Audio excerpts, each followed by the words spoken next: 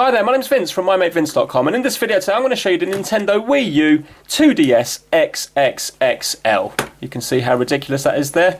Right, well, inspiration was given to me by actually a couple of viewers on my last video, because they said that the portable Wii U that I had was actually very close to making, for example, a 2DS. So here we have like a 3DS, similar to the 2DS, just 3D. And if you see, we've got a bigger screen up top and a smaller screen at the bottom, just like the 2DS here. And the idea is that, for example, if you were doing something like Mario Kart, then you could have the game going on up here and the map on the bottom screen. So it's kind of using two screens on the one game, similar to how the Wii U works when you have it on the TV on games like Splatoon and Zombie U, etc. So I thought to myself, actually that's a really good idea, because you can power it all, use wireless HDMI, and then you would have your own extra large Nintendo Wii U 2DS. In my mind, I thought it was going to look something like this. So, for example, you've got your GamePad here, and then you have yourself a nice little 7-inch monitor. This is a tablet, pretend it's a monitor, and then you would just hinge it up. Your bottom screen would be your 480p, your top screen would be bigger, and you would have, for example, 720p or 1080p, because some games do work on 1080p, and I thought it was going to look nice. Coupled with that, I was going to power this top screen from a power bank and also wireless HDMI, so it was going to be completely wireless.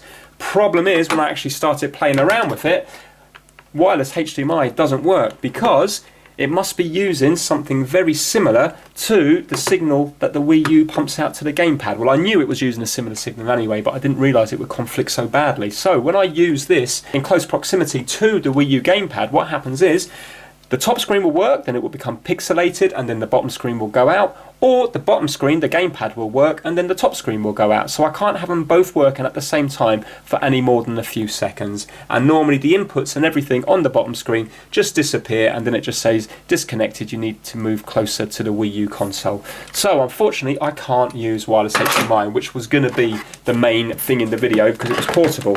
So I've had to actually use a wired HDMI cable instead. So it still works, it's just that now we are tethered to the Wii U console. But because it's HDMI, then we're not really limited so much to distance, because you can have your console, in theory, you know, like 10 meters away. HDMI is still going to work over 10 meters, no problem. You can even get active cables which will work a lot further. What I've done is, because obviously I've got weight against me on here already, didn't want the cable to be dragging me down. So what I've just used here is a Ethernet cable with HDMI adapter. So if you have a look here, this is just these little adapters you get. Obviously you have to use them in pairs, one on the Wii U console and then one on the GamePad here. Plug in a flat Ethernet cable because we want it as light as possible. We don't want a heavy Cat 6 cable weighing it down, and then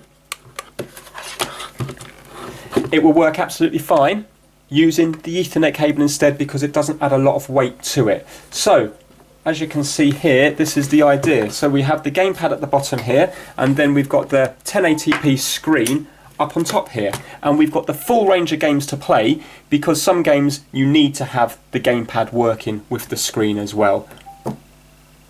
So that is it. Obviously we can move this to all the different positions to make it comfortable. Now it is heavy, it's the sort of thing you're not going to walk around and play. It would have to be rested on your lap, or if you're lying in bed, for example, then you can rest it on yourself and play. So I'm just going to show you a few games in a minute, but just to basically show you how it's set up. It really is very straightforward. Any of you can do this really easily, but what I would suggest is definitely just get a 7-inch screen. This is just far too big. It's just that this is the monitor that I already had, and I didn't want to spend any more money, because I've spent a fortune recently getting all these different things. Like, for example, that was £250. Anyway, there you go. So that's why it looks as bad as it does, because I haven't spent much money on it. So treat this as a proof of concept, but it still does look good with the 1080p screen up here and the GamePad at the bottom here. So all we've got to set this up is, I just want to do it as easy as possible. So if you have a look at the back here, this monitor is just powered by a little power bank. I've just gone for a very light power bank on this one. It's going to give me about 2 hours use.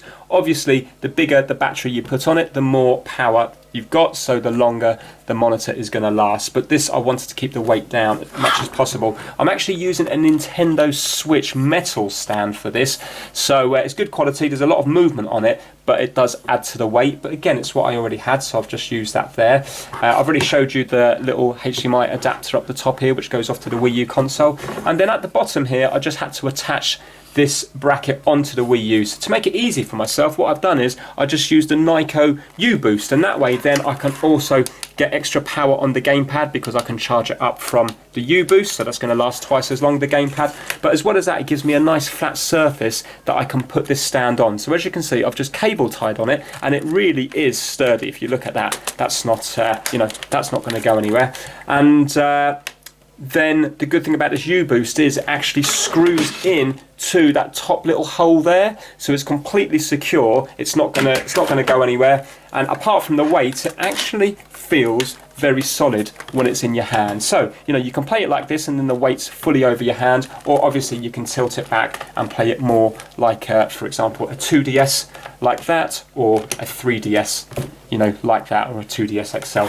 Now when it comes to the actual console itself, obviously it's going to work on a normal Wii U. I've just currently got it plugged into my portable one, so in theory I can take this anywhere because it is all wireless. Even though it's all very heavy and it's not practical, it can be used anywhere because it's all relying on battery power.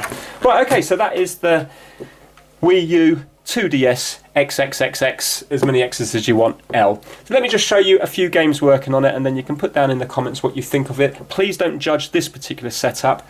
Think about it with a nice little screen on top of it like that, and then folding over like so.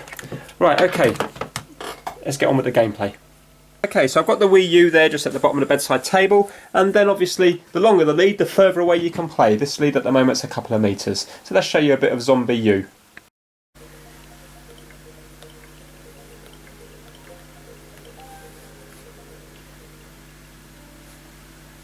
So here we have Zombie U, and this is a game that implements both the gamepad into the storyline with the main screen as well. So right now it's asking me to look down at my Wii U gamepad, and for example if I was to go onto the actual gamepad here, you can see I'm turning on the torch on and off.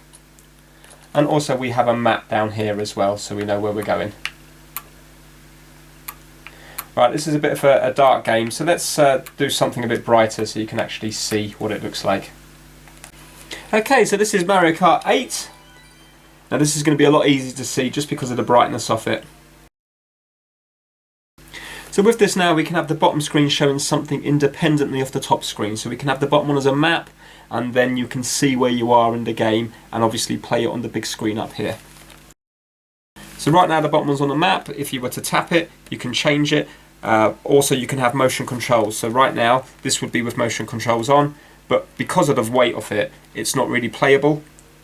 But if you had a lighter, smaller monitor, then you could possibly use it. I mean, it's playable, but it's just not easy because of it's top heavy.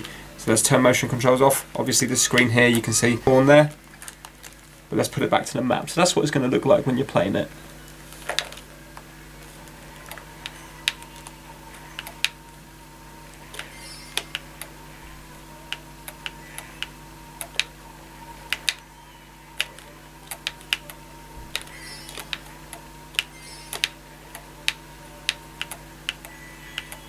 Right, so you get the idea of it there. Let me show you some Splatoon. So here we have Splatoon, and as you can see we've got the top screen working there, and the bottom screen will be working independently of what's going on the top screen. Now what makes it slightly harder is the motion control. So as you can see the bottom screen there at the moment is a map, and the top screen you can see that the motion controls are working. But what you can do is if you were to open it up, like for example a 2DS, then you can reset your camera by pressing Y to wherever you're comfortable. And then you can still do your fine movements, so you can use your right analog stick and just do the fine little movement at the end. So it is still usable. So there we go. Now there's no point in me showing you a battle because it's going to go on for too long. But let me know what you think of it. I think that if this was implemented properly, then it could be something. You know, if you put a little 7-inch screen here that folded down like a clamshell design to protect both screens, I think possibly it could be a nice little project for somebody to make. Now, all of this is a little bit too late. You know, if this came around 5 years ago, then there'll be a lot more interest in it. But still, there is a bit of support out there for the Wii U. So let me know what you think, whether you think it's a good idea or a bad idea or completely pointless. So if you like the video, please give it a thumbs up and please subscribe for more how-to videos. Take care, bye now.